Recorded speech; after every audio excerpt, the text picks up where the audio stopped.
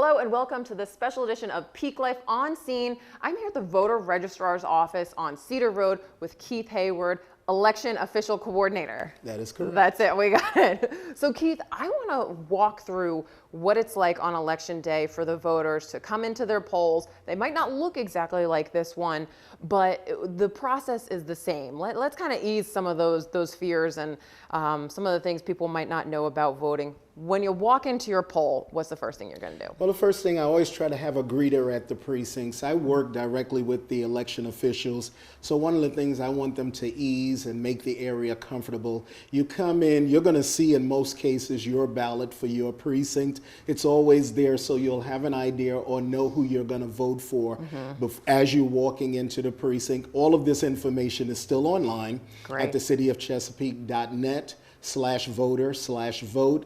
You'll find it, and once they come in, we'll greet you. You're going to have your ID ready. I always have the election officials to look, because if they're wearing their ID, you're looking. We're just looking for the name and the photo to make sure it matches up. So as long as it's a Virginia employment ID, it's acceptable. Driver's IDs are acceptable. Military IDs, student ID, as long as it's a Virginia college or university, those are also acceptable. And they're going to present it to whomever is at the desk. Once they present it, we'll look it up in our poll books, which is our laptops. Look it up, make sure you're there. Once you're there, we can move forward with the process. If you don't have an ID with you or a valid ID, if it's been outdated, you still get to vote. You can vote provisionally, because we never tell someone that they can't vote. Everyone gets to vote no matter what. It's just how you vote. But that provisional ballot will allow you to do.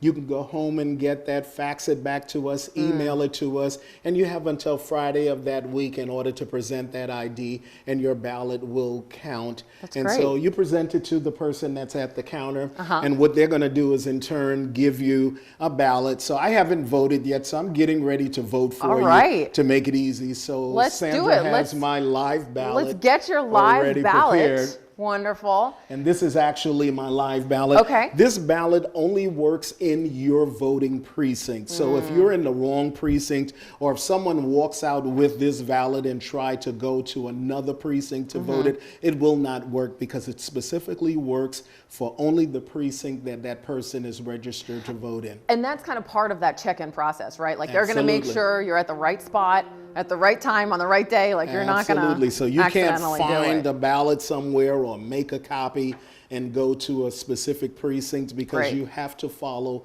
this process. It's only going to work in this one precinct that you are assigned in, and you can only vote in your precinct. If you're in the wrong precinct, we can only direct you to the precinct that you belong in. So it's good. While you're online, go ahead and check your information to make sure you know the precinct name, you know the address where it's at. You might want to check it out, especially if you're one of those early risers and you go to your precinct at night. Things look different at night than they do in the day. So go ahead and do a drive-by over the weekend. Become voter ready, and that's what we try to do to help everyone become voter ready. All right, let's be voter ready. Let's go ahead and vote. We're gonna go into the secret area to fill out our ballot, Keith's ballot, and then we'll go from there. Okay. Let's go. So Keith, for you, the paper ballot is fine. You have no problem filling it out, getting to it. But for some of our voters, there may be some challenges, such as trouble reading, visual issues. What kind of things does every polling location do to make sure that literally everybody can vote? Well, all of our precincts are wheelchair accessible. All of our precincts also has what's called the touch writer. And this touch writer is for the individual. If someone is visually impaired, they can use the headphones and they can listen to all of the candidates that's on the ballot for that precinct, and they can make their selection in that manner using this wheel. making the selection. Wow. And in the end, the machine is going to read back to everyone that you have selected, all of the candidates, and it will ask you, are you ready to print your ballot? And you will then select print ballot. And on this printer, all of the precinct has it. And what it's going to do is print out this exact same ballot that I have. The only thing is, once the machine printed, it will already be marked for the candidates that they have selected. That's great. So they don't have, because it's a visually impaired person. Sure. So it will already be marked, and all they're going to have to do is go over and vote it. But I haven't voted yet, so I can go over here now. Let's do it. and Let's just go get over this here and voting. vote. I'm going to stand over here, give you your privacy. Go ahead. And that's a nice thing about all of the polling locations too, is that there is some privacy. They have their privacy. Right. That's nice. So I'll go ahead and mark my ballot. On all of the ballots, some of the races are contested, some are not. So in some cases, you'll only see one name. In some cases, you'll see more than one name. So you can't go wrong with these new scanners. It will only come back if you've overvoted. But as long as you've voted properly, or if you don't vote, and you can even submit a blank ballot, and people do that. They'll come into the precinct just for that reason, to make their vote count. It's up to you. It's your vote. But you can't go wrong with these. And everybody, all precincts, paper ballots. Great. Okay.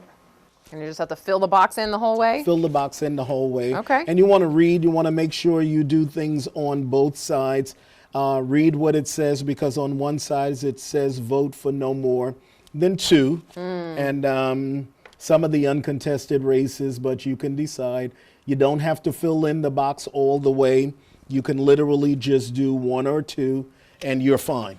And sometimes it's more than just candidates, right? Sometimes there are questions, so you really just want to read, and that's that benefit of looking online ahead of time. Absolutely. So that and on all of the precincts, even if it's questions, many times a lot of words, we're going to have that on the outside of the precinct or in the hallway, so that you don't come into the precinct and have to read. We pass those things out on a presidential year. We give it to the people that are in line, so that they can familiarize themselves as they wait in line. And now that my ballot is complete, the only thing left to do is to go ahead and scan the ballot. And we do that over here. So this is our Verity scanner. So I haven't voted until I see a flag that has told me that I voted. You can put this in backward, forward, it doesn't matter. The computer will read it as it is, and it's going to tell me that I voted in a second, as long as everything is good. That's the flag that you're looking for. Once you've gotten that flag, you know that you've voted. And needless to say, I'm going to have to fight for my sticker, because I must have my sticker. Literally the most important part of this entire thing, Keith. Is my sticker. You haven't voted officially absolutely. until you get the sticker. So I've literally voted, and now my vote has counted. So that was a very, very easy process. We came in, we provided our photo ID, checked in, we were given the ballot, filled it out, popped it in the machine, and we've officially made our voice heard. Out. And so we're prepared for presidential. We're prepared to keep the lines on the short side, or keep the lines moving because of the process. We've made it easy, and we want it to be easy. We don't want you to have any problems when you come here. We want to make it simple. And if there's a problem, we have nothing but problem solvers all around the city of Chesapeake. Perfect. I love it. Keith, Thank thank you. you so much for sharing all this information with us. And we are going to continue to push people to the polls on Election Day, and to have no fear. It's very Awesome. easy. So thank you so See much. you in a couple of weeks. Yes. Thank you so much for joining us on this edition of Peak Life on Scene. We'll see you next time.